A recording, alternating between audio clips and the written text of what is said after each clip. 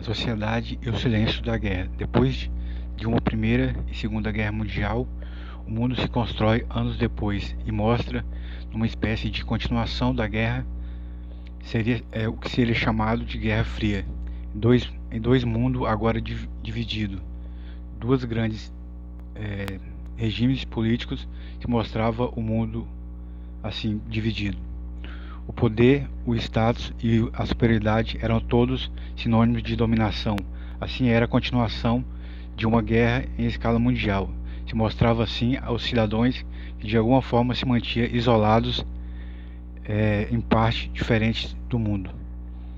Como vários segmentos que mostram a vontade de poder e dominação, o liberalismo é uma filosofia política e moral baseada na liberdade.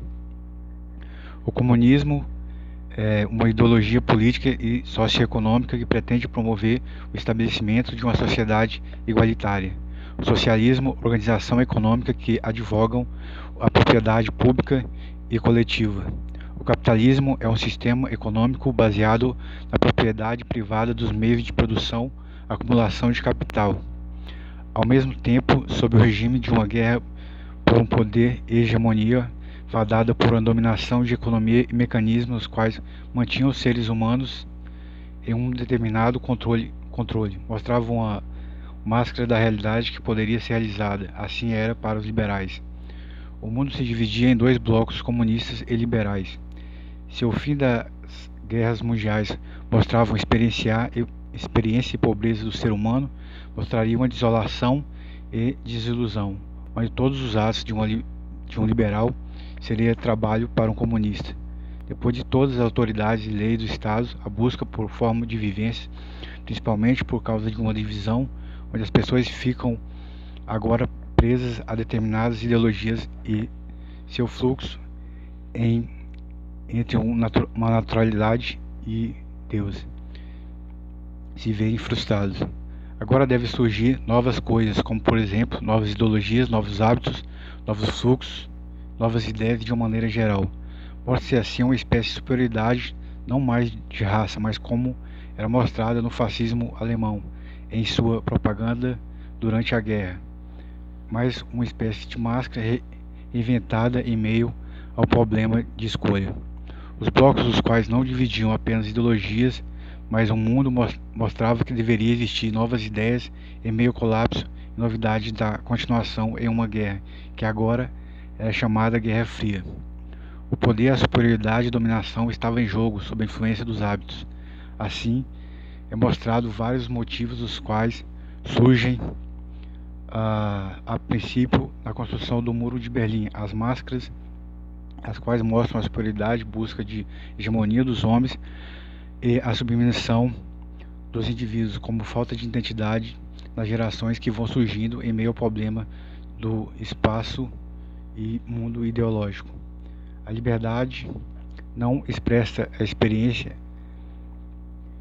assim é frágil em sua totalidade como o próprio ser humano perante a reflexibilidade, não mais apenas de uma realidade, mas de um choque em sua totalidade como indivíduo e o mundo. As máscaras através da ideologia e dos regimes e do poder.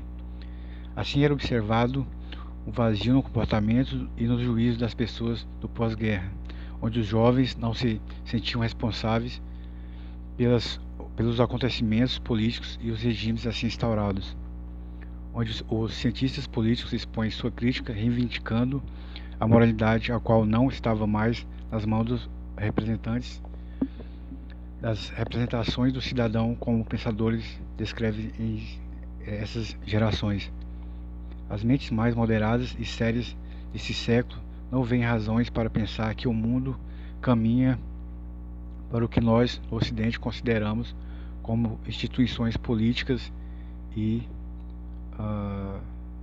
humanitárias, ou seja, a democracia liberal, como descrito por Fukuyama. O símbolo do Muro de Berlim coloca em evidência a frustração e desejo de mudança em meio a uma liberdade que não poderia ser manifestada. A experiência de isolação e ao mesmo tempo de guerra se torna visível como paralelo de ser uma guerra diferente, onde não haveria ação política, mas ser súdito dos regimes seria maneira de protestos e moralidade. onde os ocidentais de um regime liberal pensavam no fim de uma democracia, pois viam apenas imposições contra ela, quando o mundo se via preso aos interesses de poder e superioridade do Estado. O cidadão assim se esquiva da moralidade e da própria reivindicações, as quais sempre lutaram por democracia. Perde sentido entre jovens e adultos em meio à experiência de um vazio que mostra o futuro, onde o Estado mantém o poder. Em um regime autoritário, os cidadãos não viam saída para a representação e mostrar alguma moralidade em meio à falta de liberdade política. Os regimes autoritários, pelo contrário, usam o Estado como instrumento de controle da esfera privada e utilizam esse controle de acordo com seus interesses, seja para promover a igualdade social ou para desenvolver a economia do país. Tal ação garantiria a legitimidade de um regime, mesmo que este não tivesse o apoio de toda a população. A influência da vida dos cidadãos são muito fortes no pós-guerra, onde esses devem ser reconhecidos a fim de garantir suas necessidades mais básicas.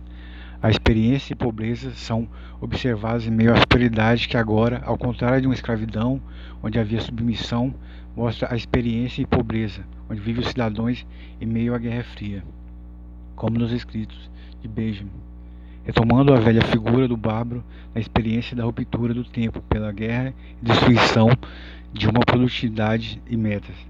Uma nova compreensão social não renasce, mas espera-se renascer uma nova sociedade. A princípio, isso parece querer mostrar um momento trágico e sem expectativa.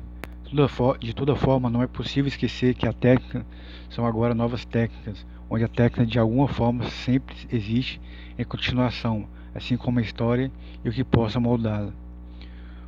O esvaziar-se de valores que mostrariam assim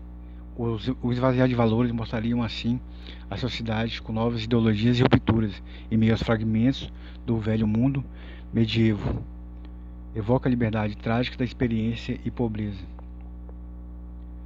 O ser humano, pela técnica e pelo novo tempo, tem em mãos a cultura para sobreviver quanto à sua pobreza interna e externa, onde deve dar um pouco de humanismo às massas, que essas possam também mostrar sua arte estética em meio à reflexibilidade e às máscaras produzidas na transformação e produção do tempo e realidade.